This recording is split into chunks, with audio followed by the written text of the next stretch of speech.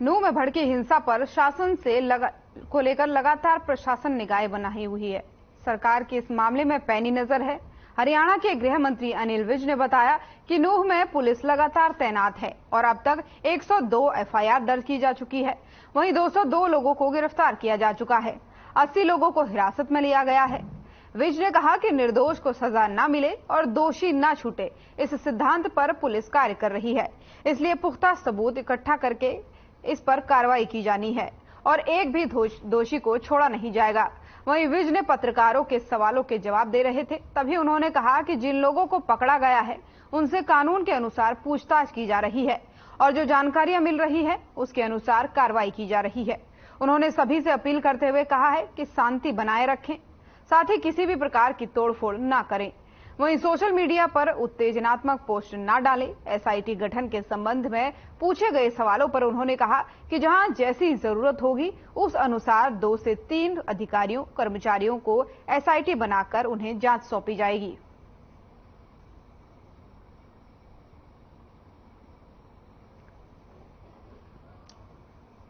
में हमारी पुलिस लगातार काम कर रही है और अब तक 102 एफआईआर दर्ज हो चुकी है। 202 लोगों को गिरफ्तार किया गया है। 80 लोग प्रिवेंटिव डिटेंशन में हैं और हम एक भी निर्दोष को सजा ना मिले और दोषी एक भी ना छूटे, इस सिद्धांत में हमारी पुलिस काम कर रही है। इसलिए पुख्ता सबूत इकट्ठे करके ही ये कार्रवाई।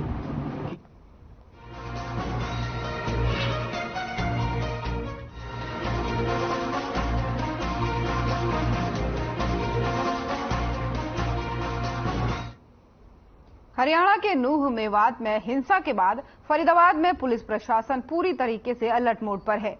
जुमे की नमाज के दिन फरीदाबाद पुलिस कमिश्नर विकास कुमार अरोड़ा द्वारा फ्लैग मार्च निकालते हुए पूरे इलाके का जायजा लिया गया। इस मौके पर मीडिया से बातचीत करते हुए पुलिस कमिश्नर विकास कुमार अरोड़ा ने बताया कि फरीदाबाद शांति प्रिय शहर है। ऐसे में सभी लोग यहां भाईचारे के साथ रहते हैं और जो भी शहर में छुटपुट घटनाएं हुई हैं उन पर भी समय रहते ही पुलिस ने काबू पा लिया है।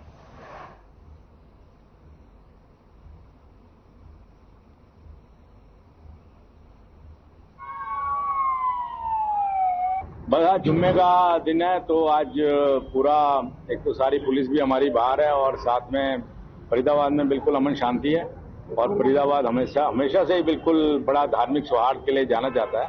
यहाँ के सब कम्युनिटी के लोग आपस में मिलजुल के रहते हैं और अभी भी कोई ऐसी बड़ी घटना नहीं हुई है। जो छुटपुट घटनाएं हुई हैं उसके बारे में बताना चाहता हूँ कि किसी एक पर्टिकुलर समुदाय के घर के ऊपर कोई तोड़फोड़ कर दी या मस्जिद के पास कुछ फेंक दिया, इस टाइप के कुछ 1-2 इंसिडेंट हुए हैं, लेकिन उसमें हमने बंदे पकड़ लिए हैं।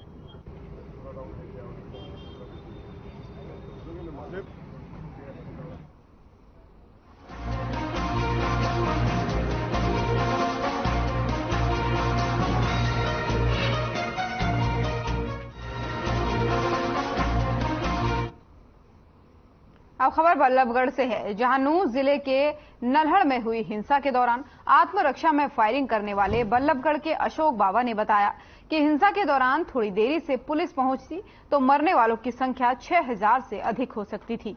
वायरल वीडियो में हवाई फायर करते दिखाई दे रहे ये बल्लभगढ़ के अशोक बाबा हैं, जो गौ रक्षक सेवा दल के पदाधिकारी हैं और बजरंग दल के भी बड़े पदाधिकारी हैं। वहीं बाबा की माने तो उस दिन वे बल्लभगढ़ फरीदाबाद के सैकड़ों लोग नल्हड़ के शिव मंदिर में जलाभिषेक कर रहे थे कि अचानक उन्होंने देखा कि आसमान से काला धुआं निकल रहा है। अशोक बाबा की माने तो पुलिस के बड़े अधिकारी अगर मौके पर नहीं आते तो हादसे में 7 लोगों की जो मौत हुई है उसकी संख्या में बढ़ोतरी हो सकती थी और ये 6000 तक जा सकती थी। चेक करके हम बाहर निकले, हमने धुएं के बहुत बड़े बड़े गुबार देखे, वहां पर धुआं उठता हुआ देखा। जैसे ही हम गए तो वहां पर हमारी 7 से 8 बस माता और बहनों की फंसी हुई थी और 1-2 बसों में आग लगा दी गई थी, 2-4 गाड़ियों में आग लगा दी गई थी। उन माताओं बहनों को किसी तरीके से हम बचाकर मंदिर तक ले आए। मंदिर तक ले आए तो वहां पर कुछ समय बाद ही और अपने आईजी रेंज अपना ममता सिंह जी की टुकड़ी आ जाती है पुलिस बल को लेकर। इतनी देर में पुलिस बल को आता देखकर ऊपर से ज्यादा फायरिंग होने लगी, पाकिस्तान जिंदाबाद के नारे लगने लगे। नल्लड़ महादेव मंदिर में दर्शन के लिए गए हुए थे और जैसे ही हम दर्शन करके जलाभिषेक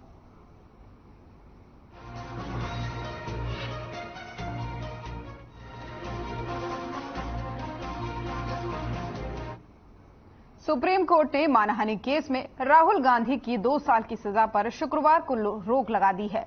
अदालत ने कहा है कि इस बात में कोई शक नहीं है कि जो भी कहा गया वो अच्छा नहीं था। नेताओं को जनता के बीच बोलते वक्त सावधानी बरतनी चाहिए। ये राहुल गांधी का कर्तव्य बनता है कि इसका ध्यान रखे। इसके पहले सुप्रीम कोर्ट ने शिकायतकर्ता पूर्णेश मोदी के वकील महेश जेठमलानी से भी सवाल किया था, अधिकतम सजा क्यों दी गई? सजा कम भी दी जा सकती थी, 1 साल 11 महीने की सजा हो सकती थी। ऐसे में राहुल गांधी डिस्क्वालिफाइड नहीं होते।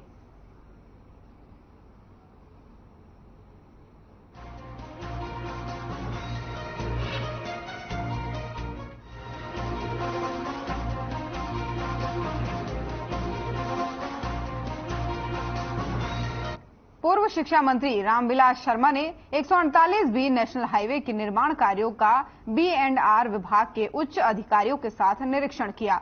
उन्होंने सभी राजनीतिक दलों से नूह हिंसा पर शांति बनाए रखने की अपील की है।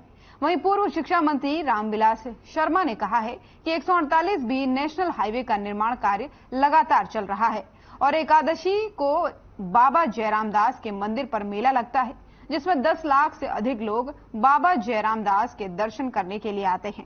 जब सीएम 26 मई को सतनाली में आए थे तो हमने उनसे निवेदन किया था कि गांव पाली में नेशनल हाईवे 148B पर 200 मीटर के रास्ते पर एक अंडरपास बनवाया जाए, जिसमें जाम भी न लगे और लोगों को किसी प्रकार की असुविधाओं का सामना न करना पड़े। आज हमने भी B&R विभाग के उच्च अधिकारियों के साथ इस रास्ते का निरीक्षण किया है और उम्मीद है कि सरकार इसका कोई न कोई हल जरूर निकालेगी।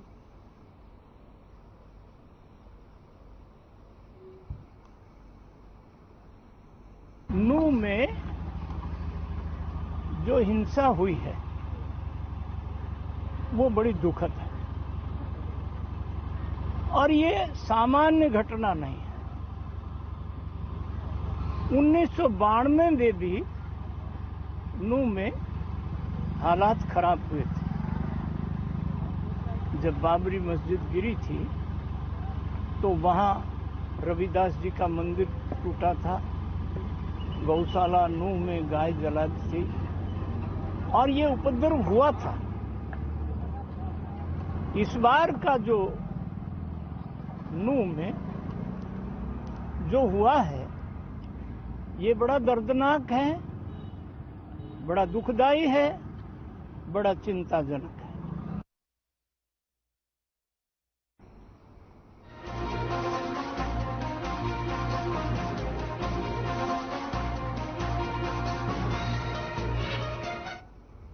किसान नेता गुरनाम सिंह चढ़ूनी ने प्रेस वार्ता की।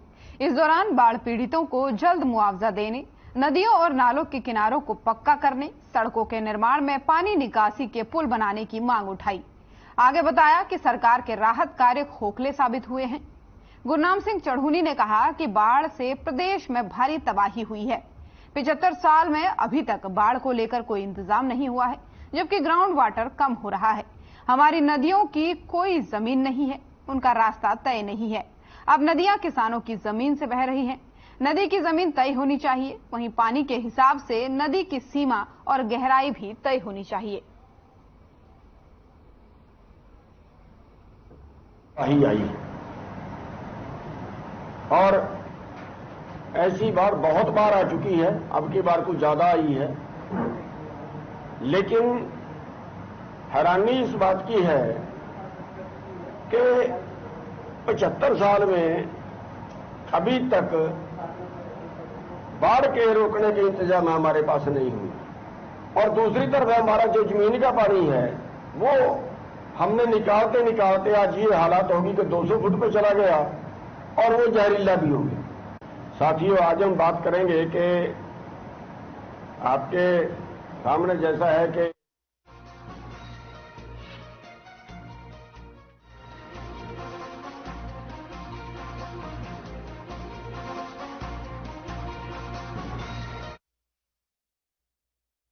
एन्क्लेव में देर रात हुड़दंगियों ने जमकर उत्पात मचाया। रात के अंधेरे में हुड़दंगियों ने भवानी एन्क्लेव की गलियों में खड़ी 30 से 40 कारों को निशाना बनाते हुए शीशे तोड़ डाले और फरार हो गए। वहीं पूरी घटना सीसीटीवी में कैद हो गई। हालांकि भवानी एन्क्लेव के निवासियों की माने तो उनका इलाका पूरी तरह से शांत है। ऐसे में कारों के शीशे टूटने से उनके दिल में भय व्याप्त हो गया है।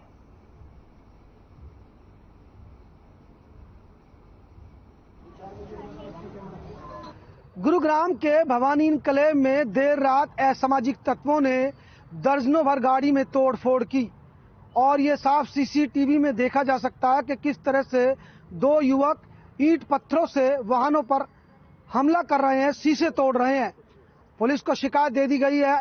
पुलिस मामले की तफ्तीश में जुट गई है।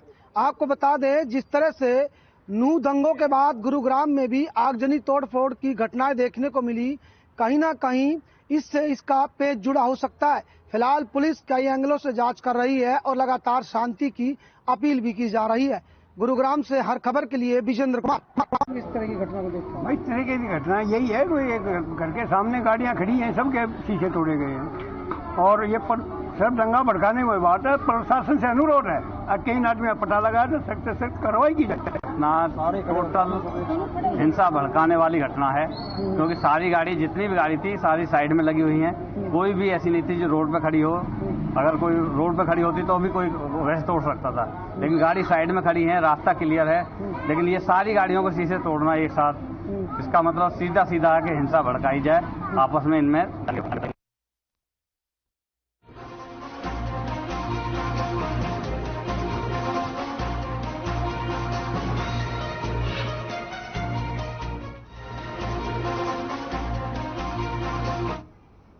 पुंडरी विधानसभा के गांव कौल के पास से गुजरने वाली सरसा ब्रांच में एक युवक की डूबने की आशंका है।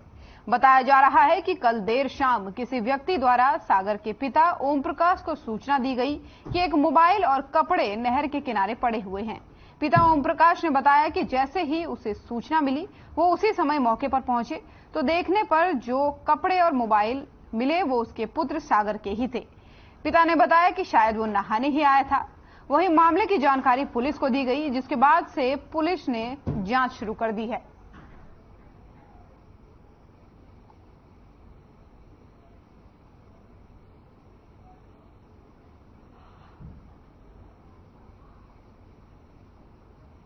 आई थी एक न्यूज कि 4 बजे के आसपास एक सागर हैं, सन ऑफ ओम प्रकाश, कोड़ गांव में, तो वो कल बैठे थे वहां पे। मतलब डूबता हुआ तो नहीं देखा किसी ने, बट यही है कि मतलब उनके जो कपड़े हैं, चप्पल है और जो मोबाइल फ़ोन है वो वहीं पे मिला है। तो यही संभावना है कि वो मतलब वहीं उनकी। शासन द्वारा क्या कार्रवाई की? प्रशासन द्वारा अभी उसका जो नहर है उसका पानी कम करने के लिए रिक्वेस्ट करी है, एक्शन साहब से बात करी है। तो उसमें यही है कि 1/4 पानी फ्लो करता रहे और 3/4 जो है वो रिड्यूस कर दें। तो उसके बाद देखते हैं 24 घंटे बाद कुछ उसमें पॉजिटिव न्यूज़ मिलेगी। अपने यहाँ कोड़ गांव से 22-23 साल का जवान लड़का है। वो अब ये तो पता नहीं नहाने के लिए बड़ा था, हाथ पैर धोने के लिए बड़ा था, तो वो नहर में ही जाने की उसकी वही डूब गया वो लड़का। तो रात को हमें मैसेज मिल गया 112 के माध्यम से। तो रात के गांव वाले भी, परिजन भी और पुलिस भी प्रयास कर रही है। तो अब सुबह फिर एफर्ट किए हैं, इरिगेशन के ऑफिसर हैं जो एक्शन है, एसडीओ है, डीसी कैंप ऑफिस है, उनसे बात की है। तो एक तो नाव मंगाई है, गुलाचिका से आने वाली है। नाव में ना बोट में फिर इसका सर्च करेंगे। और पीछे से एक्शन साहब कह रहे हैं, बात हुई थी, उसने पानी बंद करवा दिया है, तो पानी कम रह जाएगा, 1/4 रह जाएगा। किसी ने तो देखा उसको? नहीं देखा किसी ने नहीं, चश्मदीद हुआ कोई नहीं है। ये जी सवेरे ठीक ठाक निकला था, कोई लड़ाई नहीं, झगड़ा नहीं। क्या पता अभी क्या उसके दिमाग में कैसे आई और नहाने आया था, कैसे, इस बात का कोई नहीं। जैसा कि कपड़े उतरे हुए मिले, इसका मतलब नहाने के लिए उतरा है? हाँ जी, कपड़े तो नहाने के लिए ही उतारेगा बंदा। क्या लगता है अभी? मेरा बेटा है जी। तो क्या कार्रवाई करी है कोई? कार्रवाई प्रशासन आ गया था जी, शाम के टाइम सूचना मिल गई सारी, भी आया था जी। पानी कम होने की संभावना हो नहीं रही है, कह रहे हैं अभी कम करा दिया, अभी तक कोई फर्क पड़ नहीं रहा है जी।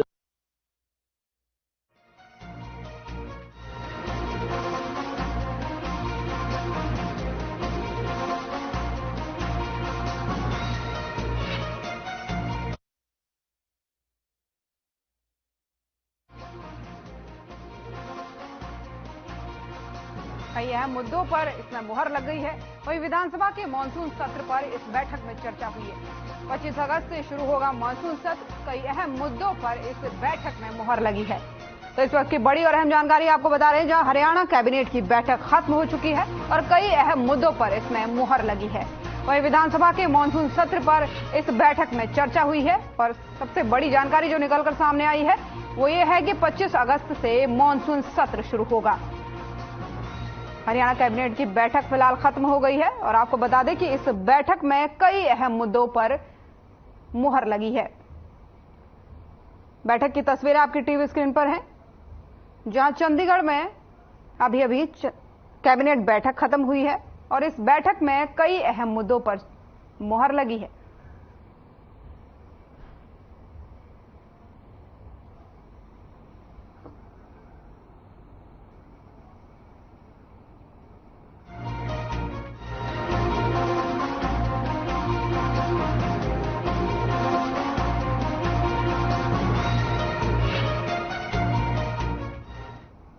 महेंद्रगढ़ के गांव झुग में गुप्त सूचना मिलने पर महेंद्रगढ़ CIA में पुलिस ने एक कार से अवैध देसी और अंग्रेजी शराब की 20 पेटी पकड़ने में सफलता हासिल की है और कार चालक के खिलाफ कई धाराओं के तहत मामला दर्ज करके जांच शुरू कर दी है।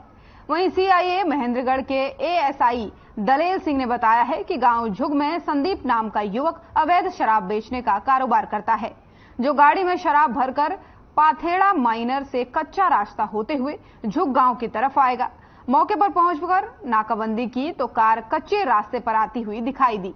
रास्ता खराब होने के कारण सामने खड़ी पुलिस को देखकर गाड़ी को कीचड़ में छोड़कर आरोपी मौके से फरार हो गया।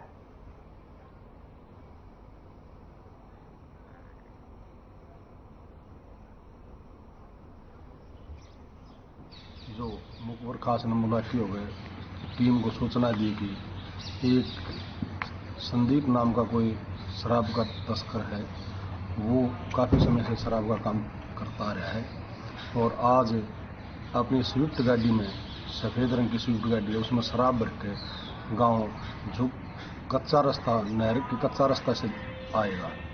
जो हमारी टीम ने इस सूचना को काबिल गौर मान के मुखबर के बताए गए स्थान पर नाकाबंदी की तो कुछ ही देर में एक स्विफ्ट गाड़ी हमारी टीम को आती हुई दिखाई दी।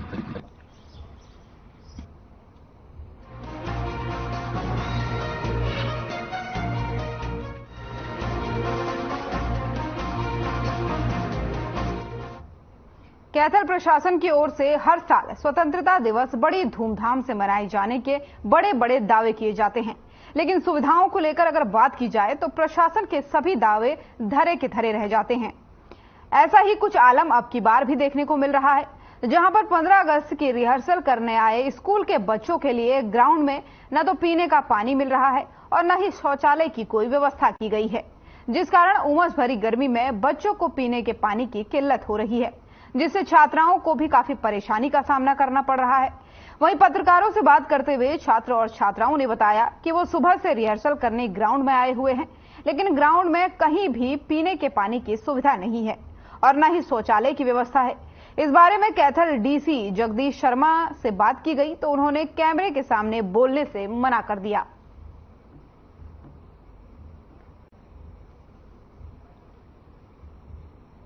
हाँ, यहाँ पे ना तो पानी के लिए कुछ वाटर कूलर है, ना ही कुछ, और ना ही यहाँ लड़कियों के लिए वॉशरूम है। यहाँ पे लड़के और लड़कियाँ इकट्ठे जाएंगे, ऐसे अच्छा नहीं लगता, अलग होना चाहिए लड़कियों का वॉशरूम।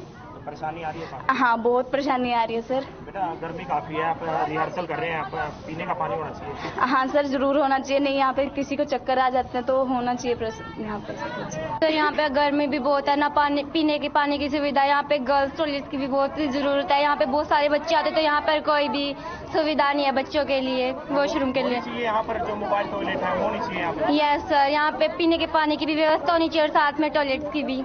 तो यहाँ पे गर्ल्स टॉयलेट नहीं है और बहुत गर्मी है और पानी की बहुत दिक्कत आ रही है। कहाँ लड़कियाँ घर से पानी लेके आ रही हैं? हाँ जी सर, बोतलों में भर भर के ला रही हैं। क्या मांग करते हो, होनी चाहिए? हाँ जी सर, बिल्कुल होनी चाहिए। यहाँ पे पानी की सुविधा भी होनी चाहिए और गर्ल्स टॉयलेट बहुत कम है।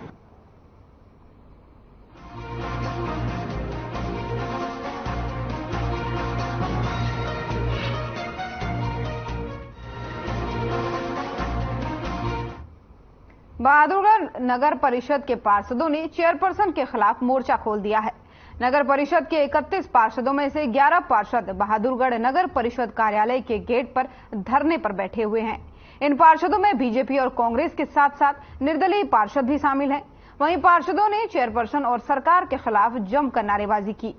उनका आरोप है कि शहर की स्ट्रीट लाइटों को 4 जोन में बांटकर ठीक करवाने का टेंडर अलॉट किया गया है। जिस कंपनी ने टेंडर लिया है, चेयरपर्सन उसे फायदा पहुंचाने का काम कर रही है। उस कंपनी ने अब तक स्ट्रीट लाइट ठीक करने संबंधी शिकायत दर्ज करवाने के लिए टोल फ्री नंबर तक भी जारी नहीं किया है। इतना ही नहीं, चेयरपर्सन के नजदीकी पार्षदों के वार्ड में स्ट्रीट लाइट ठीक करने के लिए कर्मचारी जा रहे हैं, मगर अन्य जगहों पर कंपनी के कर्मचारी नहीं भेजे जा रहे। स्ट्रीट लाइट ठीक करवाने के लिए स्वयं चेयरपर्सन ने शेड्यूल बनाया था।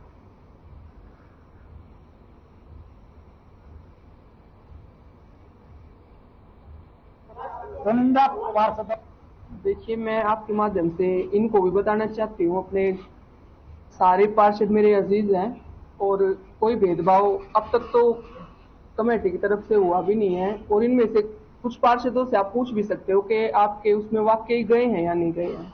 कुछ पार्षदों के में ये जो बैठे हैं प्रोटेस्ट पे, इनके वार्डों में भी गए हैं।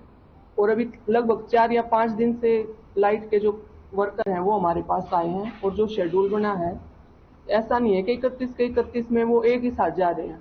कभी हम किसी में भेज रहे हैं, कभी किसी में भेज रहे हैं। तो भेदभाव का तो ये गलत आरोप लगा है। आपके सुझाव पे ध्यान दिया जाएगा। और ऐसा नहीं है कि क्योंकि हमें पूरे बहादुरगढ़ की लाइट खराब थी, हम सबको पता है। और उसको ठीक कराने में, उसको रूटीन में लाने में देखिए थोड़ा समय चाहिएगा। मैं तो इन पार्षद भाइयों से भी कहती हूँ थोड़ा धैर्य रखें। नगर परिषद बहादुरगढ़ में लाइट ठीक करने के लिए टेंडर निकाला है। इस टेंडर का वर्क ऑर्डर 13/7/2023 को दिया गया है। उस टेंडर की शर्तानुसार काम नहीं हो रहा। उसमें 1 महीने के अंदर अंदर सभी वार्डों की लाइटें ठीक करने का काम था, जिसको 4 जोन बना के टेंडर दिया गया। ना तो चारों जोनों में कर्मचारी, मेन रोड के जो जोन है उसमें तो आज तक कोई कर्मचारी गया ही नहीं है। और इसके अलावा इनको 3 शिकायत केंद्र चारों जोनों में बनाने थे। टोटल 12 शिकायत केंद्र बनाने थे। अखबार के अंदर वो नंबर देना था जिसपे आम आदमी भी शिकायत दर्ज करा सके। आज का धरना नगर परिषद के लिए है।